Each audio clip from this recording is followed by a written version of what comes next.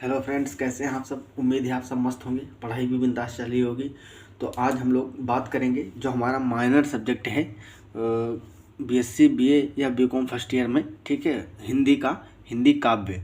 उसमें हम आज डिस्कस करेंगे जो कि काफ़ी इम्पोर्टेंट पार्ट है। ये बहुत ही ज़्यादा इम्पोर्टेंट है पार्ट। यहाँ से क्वेश्चन ज़्यादातर पूछे जाते हैं।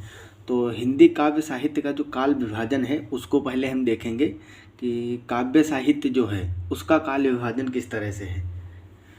तो काव्य काव्य में जैसे कि जो कविताएं होती हैं उनको लिखने वाले जो रचयिता हैं उनको वो सब काव्य में आते हैं, ठीक है। आपको पता ही होगा दो पार्ट होते हैं हिंदी के। तो ये जो काव्य वाला है इसमें मेनली क्या होता है, जो कवि आते हैं उनका जो इसमें भी डिवीजन किए गए थे समय का कि इतने समय से इतने समय के बीच में कौन सा युग रहा है, ठीक। तो पहला इसमें वीरगाथा काल था जिसको आदिकाल भी बोला जाता था। आदिकाल मतलब बहुत ही पुराना वाला। ये सन 769 ईस्वी से 1343 ईस्वी तक चला था। और आपको याद होगा इससे पहले वाले में मैंने बताया था कि जो उसकी स्टार्टिंग हुई थी भारतेंदु युग की, तो वो कहाँ से हुई थी, 1343 के लगभग से हुई थी, ठीक है। तो यहाँ आदिकाल या वीरगाथा काल सन 769 ईस्वी से स्टार्ट होके 1343 ईस्वी तक हुआ था। फिर है पूर्व मध्यकाल। पूर्व मध्यकाल मतलब जिसको भक्ति काल बोलते हैं, बहुत इम्पोर्टेंट है। इसमें जो कवि आते हैं वो भी काफ़ी इम्पोर्टेंट है। तो भक्ति काल जो है 1343 ईस्वी से 1643 ईस्वी तक चला था। इसके बाद उत्तर मध्यकाल। उत्तर मध्यकाल जिसको रीतिकाल बोलते हैं, रीतिकाल भी इम्पोर्टेंट है।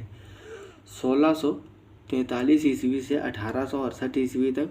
और लास्ट में आता है हमारा आधुनिक काल जो कि सन 1868 ईस्वी से निरंतर अभी तक चल रहा है, वर्तमान तक, ठीक है। तो ये है आधुनिक काल है। अब आगे हम जो विशेष बातें हैं इससे रिलेटेड, जो विशेष रचनाएं हैं ठीक है, कविताएं हैं, कौन किसने लिखा और बहुत ज़्यादा इम्पोर्टेंट है, उसके बारे में थोड़ा सा चर्चा करेंगे जो ज़्यादातर इम्पोर्टेंट है। विभिन्न कालों के प्रसिद्ध कवि एवं उनकी रचनाएं। आदिकाल के प्रमुख कवि थे चंद्रवरदाई, नरपत नाल और दलपत विजय। ये तीनों बहुत ही इम्पोर्टेंट है। तीनों का जितनी मैं बता रहा हूँ ये रचनाएं और रचनाकार बहुत ज़्यादा इम्पोर्टेंट है।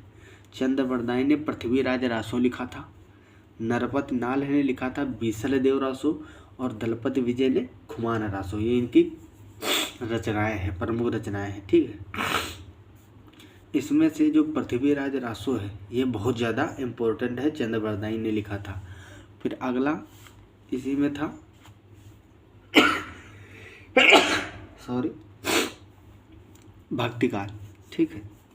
भक्तिकाल के अब देखो, भक्तिकाल मतलब भक्ति से रिलेटेड होंगे ना। तो इसमें कबीर दास हैं, सूरदास हैं, तुलसीदास जी हैं, ये भक्तिकाल के कवि रहे हैं।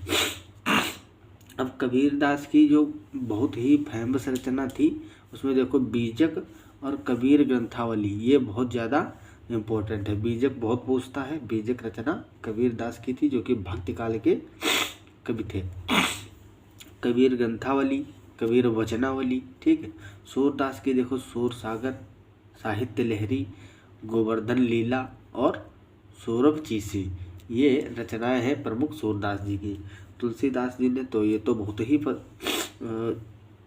फेमस है, आपको पता ही होगा सबको, श्री रामचरितमानस और विनय पत्रिका, ठीक है। ये दो बहुत इम्पोर्टेंट है, जिसको जिसको मैं बता दे रहा हूँ।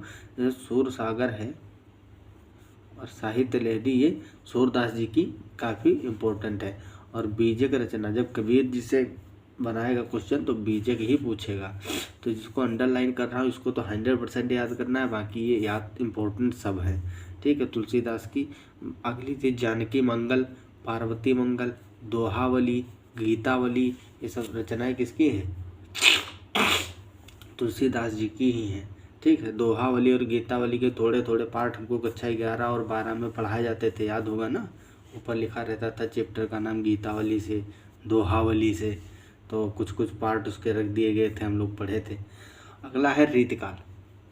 रीतिकाल आ गया है। रीतिकाल के जो कवि थे बहुत ही आनंदमय वाले थे, ठीक है। इनकी जो रचनाएं हैं उनको पढ़ोगे बड़ा आनंद मिलता है। तो इसमें आचार्य केशवदास थे। केशवदास की रसिक प्रिया और कवि प्रिया, नखशिख, ये 3 रचनाएं थी, ठीक है। इसमें कवि प्रिया और रसिक प्रिया ज़्यादा इम्पोर्टेंट है, नखशिख उतना नहीं इम्पोर्टेंट है। बिहारी की रचना थी बिहारी सतसई, ये भी बहुत इम्पोर्टेंट है। और भूषण ने लिखा था शिवराज भूषण शिवा बावनी छत्रसाल दशक, ठीक है। तो इसमें शिवा बावनी बहुत पूछता है, शिवराज भूषण भी पूछ लेता है, ये इम्पोर्टेंट थे। अब बात करते हैं हम आधुनिक काल की। जो आधुनिक काल हमारा चला था 1868 से लेके अब तक चल रहा है भी।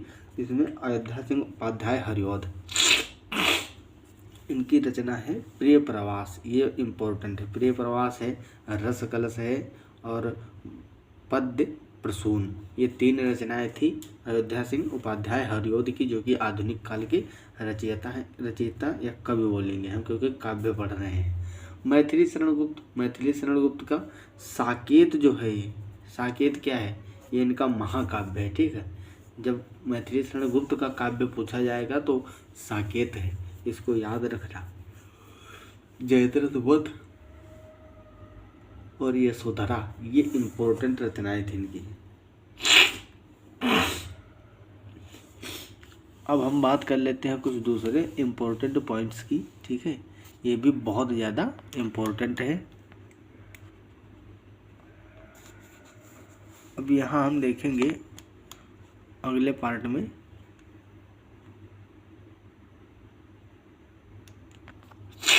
विभिन्न काव्य धाराओं की विशेषताएं, कवि एवं रचनाएं, ठीक है। इसमें क्या है, इधर तुमको काव्य धाराएं दी गई हैं, इसमें उन काव्य धाराओं की विशेषताएं क्या हैं, और इधर कवि हैं उसके, और यहाँ पे उनकी प्रमुख रचनाएं हैं।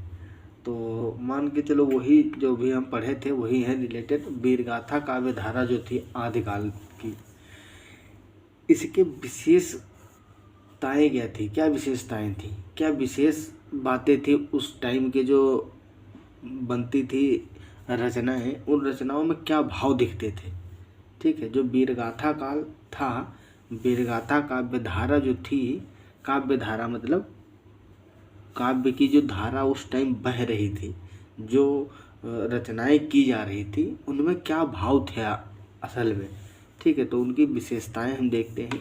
वीरगाथा काव्य धारा में रसों ग्रंथों की रचना, ठीक है, रासों ग्रंथों की रचना, वीर रस एवं श्रृंगार रस की प्रधानता। उस समय वीरगाथा काव्य धारा में जब आदिकाल में जो कविताएं लिखी जाती थी उसमें मेनली वीर रस और श्रृंगार रस का प्रयोग होता था, ठीक। उसको जब हम पढ़ते थे तो ऐसा लगता था वीर रस और श्रृंगार रस से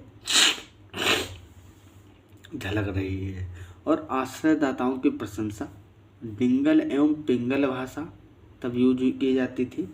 प्रबंध एवं मुक्तक दोनों प्रकार की रचनाएं थी आदिकाल में। इसके प्रमुख रचयिता थे तो ऊपर बताया ही था मैंने, चंद्रवरदाई, नरपति नाल, दलपति विजय, ये सब थे। तो चंद्रवरदाई जिन्होंने पृथ्वीराज रासो लिखा था, मैंने कहा था इम्पोर्टेंट है। और विद्यापति जो थे कवि, इनकी पदावली है, कीर्तिलता है और कीर्ति पताका। ये पदावली बताया है मैंने, वो गीतावली और दोहावली ये भक्ति काल की थी तुलसीदास की, ठीक है। इसको मैं सेंड कर दूंगा टेलीग्राम पे भी, आप लोग देख सकते हैं वहाँ भी।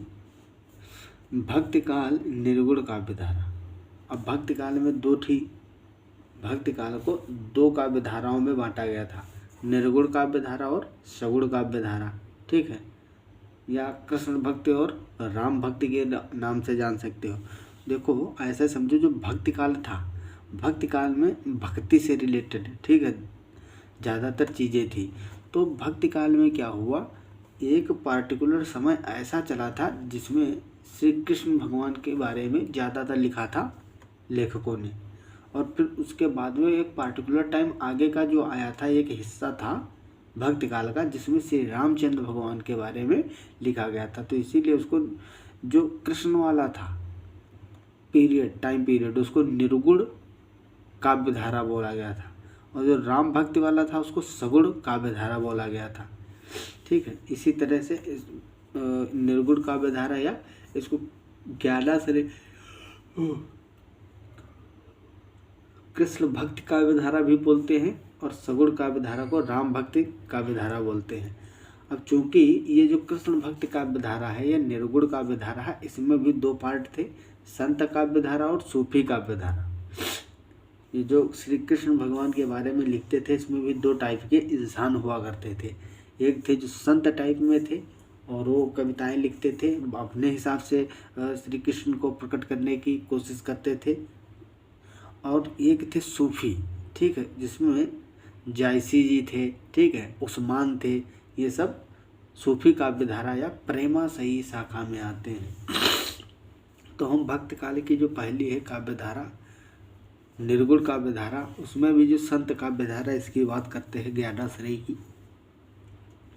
इसमें निराकार परमात्मा के प्रति उपासना भाव, ठीक है, ज्ञान प्राप्त एवं गुरु को सर्वाधिक महत्व दिया गया है। इसमें ऊंच नीच जाति पाति के भेदों की आलोचना थी और रहस्यवादी भावना का निरूपण, पाखंड एवं ब्रह्मचारों की आलोचना थी। इसके संत कबीर जो है, इसके कबीर को तो आप जानते ही होगी, जात पात के विशेष इनके बारे में। तो इनकी रचनाएं बीजक थी, कबीर ग्रंथावली, कबीर वचनावली, अभी ऊपर बताए भी थे। अगले थे नानक देव। नानक देव ने लिखा था गुरु ग्रंथ साहिब, ठीक है, ये इनका बहुत इम्पोर्टेंट इनकी रचना है।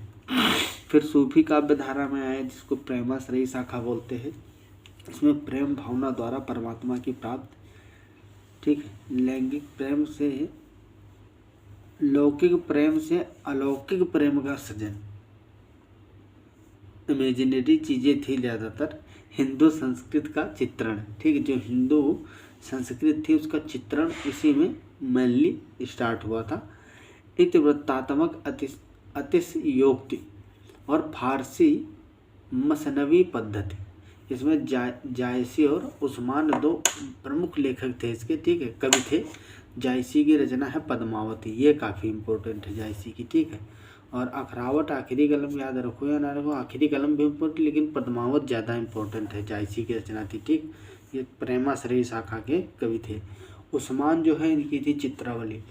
फिर बात करते हैं सगुण काव्य धारा। सगुण काव्य धारा में जो राम भक्ति काव्य धारा है, इसमें दास्य भाव की भक्ति की प्रधानता, मर्यादा पुरुषोत्तम श्री राम को ईश्वर रूप मानकर उनका गुणगान करना, ठीक है, और समन्वय वाली भावना, ये सब चीज़ें थी। सामाजिक कल्याण भावना, अवधि एवं ब्रजभाषा का प्रयोग, इसमें अवधि और ब्रजभाषा का प्रयोग किया गया था, ठीक है। इसीलिए देखो आजकल जो अवध के ज़िले हैं, ठीक है, उत्तर प्रदेश में जो अवध के ज़िले हैं, उसमें वही अभी भी चल रहा है, जो राम को लाए हैं हम उनको लाएंगे, चल रहा है ना। हाँ, तो ये कहीं ना कहीं वो जो ये पार्ट था वो तभी से इंडिकेट करता था, जो अवध में इसका ज़्यादा प्रचार प्रसार था, ब्रज और अवध में। तो राम भक्ति काव्य धारा जो थी ये मेनली कहाँ से थी, अवधि एवं ब्रज भाषा में थी। और अवधि और ब्रज भाषा में आज जो अवध के ज़िले और ब्रज के ज़िले हैं उत्तर प्रदेश में, 4 पार्ट है ना। एक है ब्रज का, ठीक है, ब्रज वाला पार्ट है, उसमें कई सारे ज़िले आते हैं। और फिर अवध के बहुत सारे ज़िले आते हैं। अवध एक क्षेत्र है उत्तर प्रदेश में ही, और बुंदेलखंड है और पूर्वांचल है, ठीक है, और पश्चिमी उत्तर प्रदेश वही जो ब्रज है, ठीक है। इस तरह से इसका पार्टिसिपेशन किया गया था। इस सेपरेशन के अकॉर्डिंग ही आज भी लगभग चीज़ें देखने को मिलती हैं, ठीक। तो इसमें तुलसीदास बहुत ही मैन थे, जिन्होंने भगवान श्री रामचंद्र के बारे में लिखा था। श्री रामचरित मानस का जो है लिखा था। फिर है विनय पत्रिका। विनय पत्रिका को भी उन्होंने ही लिखा था तुलसीदास ने। और रवाज्ञा प्रश्न,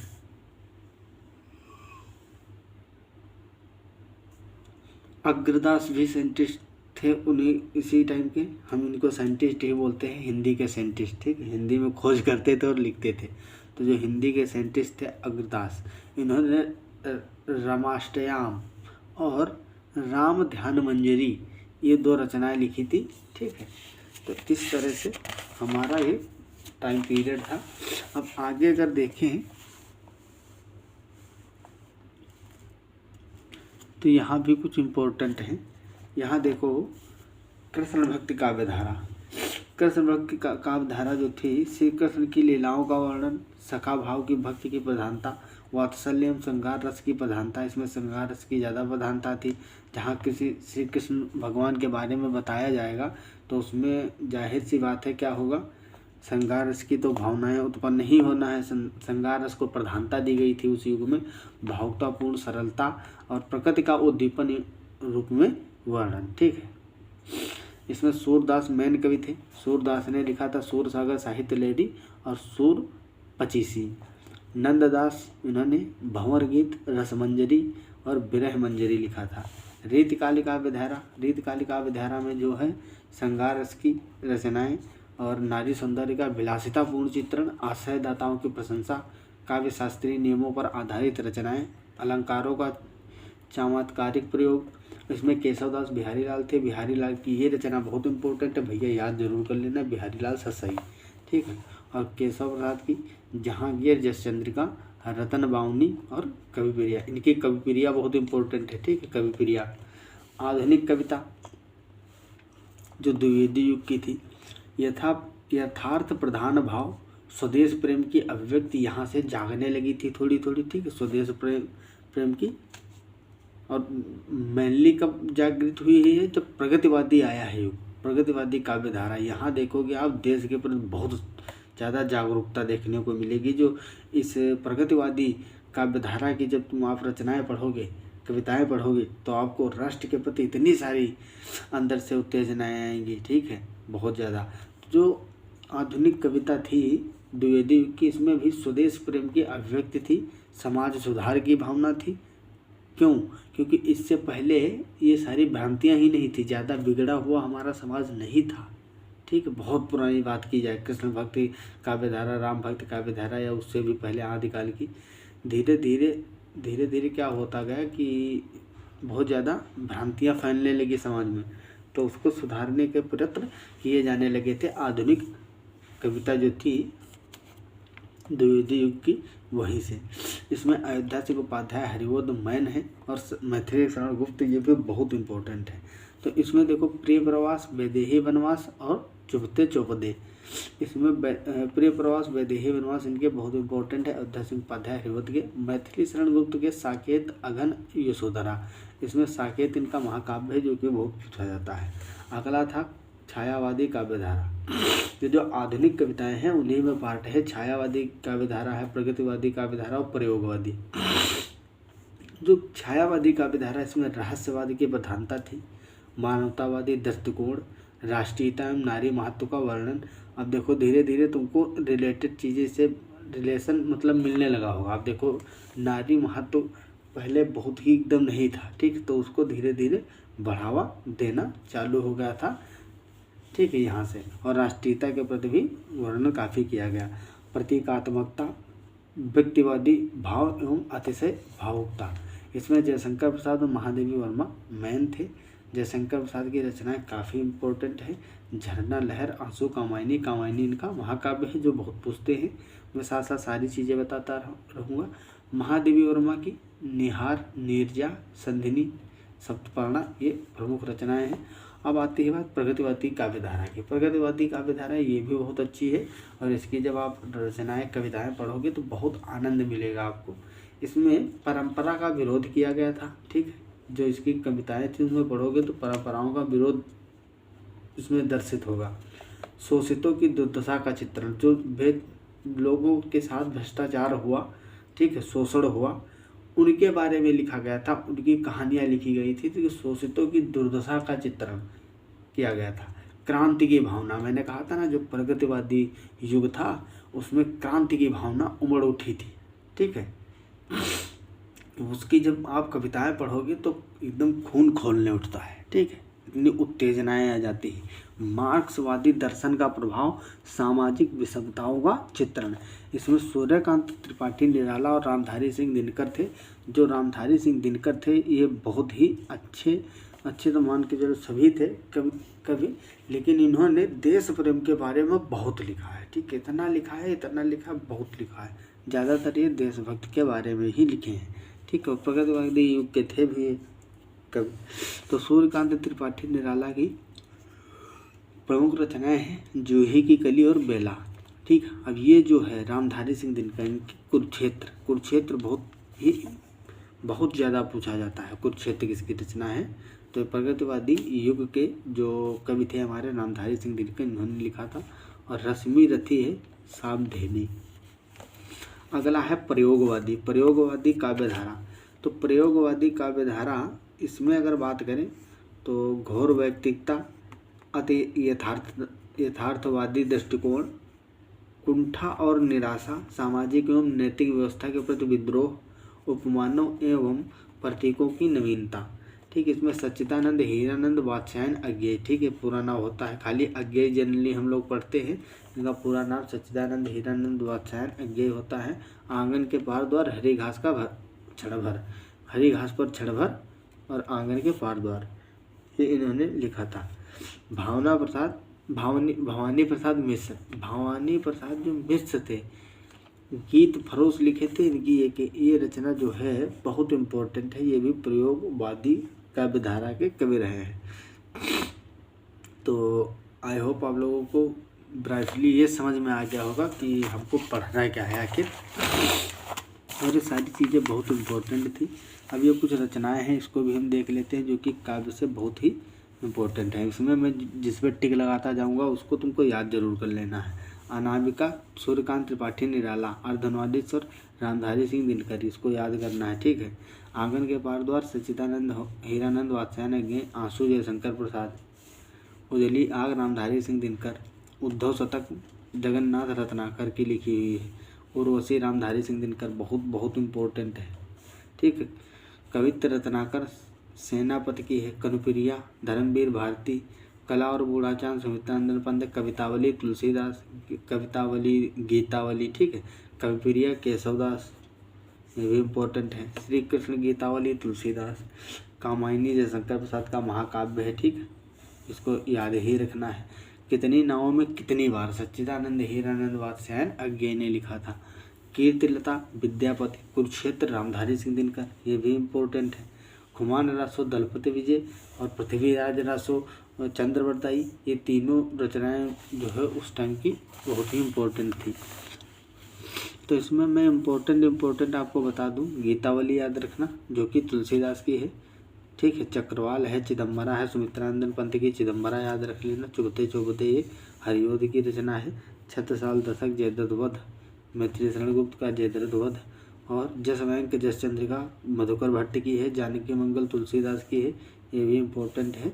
जूही कली तार सप्तक, दीपशिखा महादेवी वर्मा की है। ठीक है, दूध बतासा सोहनलाल द्विवेदी, दोहावली द्वंद गीत नीरजा महादेवी वर्मा की इम्पोर्टेंट है। पंचवटी बहुत ज़्यादा इम्पोर्टेंट है। पंचवटी मैथिली शरण गुप्त की है। परमाल रासो जगनिक की है। ठीक है, परशुराम की प्रतीक्षा रामधारी सिंह दिनकर। अगला जब हम बात करते हैं इसमें तो बिहारी लाल सतसई जो है, बिहारी सतसई। ठीक है,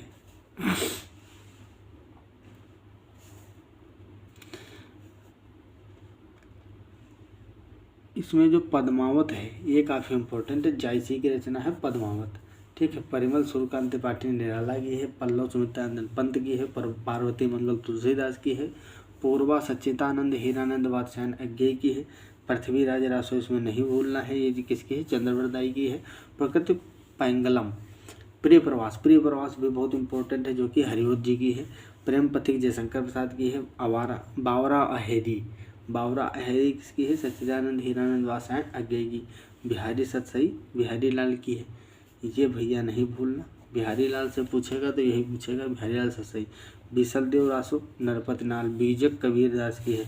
भारत भारती मैथिली शरण गुप्त, यशोधरा मैथिली शरण गुप्त, यामा महादेवी वर्मा, युगमणि सुमित्रानंद पंत, रश्मिबंध सुमित्रानंद पंत, रसवंती रामधारी सिंह दिनकर की है। रसकलश अयोध्या सिंह उपाध्याय हरिओद की है। रसिक प्रिया केशवदास, रामचंद्रिका केशवदास, राम गोविंद मीराबाई, रामचरितमानस तुलसीदास, राम लला नाचू तुलसीदास, राम की शक्ति पूजा त्रिपाठी निराला की है। रेती के फूल जो है ये उनकी रामधारी सिंह दिनकर की है। लहर जयशंकर प्रसाद, लोकायतन सुविधा नरपत और विनय पत्रिका इम्पोर्टेंट है तुलसीदास की। वेणु गूंजे धरा माखनलाल चतुर्वेदी, वैदेही वनवास उपाध्याय हरिओद की है। शिवराज भूषण की रचना है। ठीक, शिवराज भूषण। शिवावामनी भूषण की रचना है। संधिनी महादेवी वर्मा, सही श्रृंगार भारतेंदु हरिचंद। सांध्य गीत महादेवी वर्मा। साकेत मैथिली शरण गुप्त इनका क्या है, साकेत जो है महाकाव्य है मैथिली शरण गुप्त का, बहुत इंपॉर्टेंट है। सामधेनी रामधारी सिंह दिनकर। साहित्य लहरी सूरदास सिद्धराज मैथिली शरण गुप्त। सीपी और संग रामधारी सिंह दिनकर। सुनहले सवाल सच्चिदानंद हीरानंद वात्स्यायन अज्ञेय। सुदामा चरित नरोत्तम दास। सूर सागर सूरदास की है, काफ़ी इम्पोर्टेंट है। और हम्मीर रासो जो कि सारंगधर की है, सारंगधर। तो ये कुछ इम्पोर्टेंट रचनाएं थी। ठीक है, इसके बाद में एक अभी वीडियो हम और बना के अभी अपलोड कर देंगे, जिसमें कि हम एमसीक्यू प्रैक्टिस करवा देंगे कि किस तरह से एमसीक्यू पूछे जाएंगे। लगभग 100-150 क्वेश्चन उसमें करवा देंगे। ठीक, और इम्पोर्टेंट भी बता देंगे, जिससे कि आपको थोड़ा आइडिया लग जाएगा। तो पढ़ लोगे तो नंबर लगभग अच्छे ही आ जाएंगे। ठीक है, तो मिलते हैं अगली क्लास में। पढ़ाई करते रहो अच्छे से। All the very best. तब तक के लिए ओके बाय।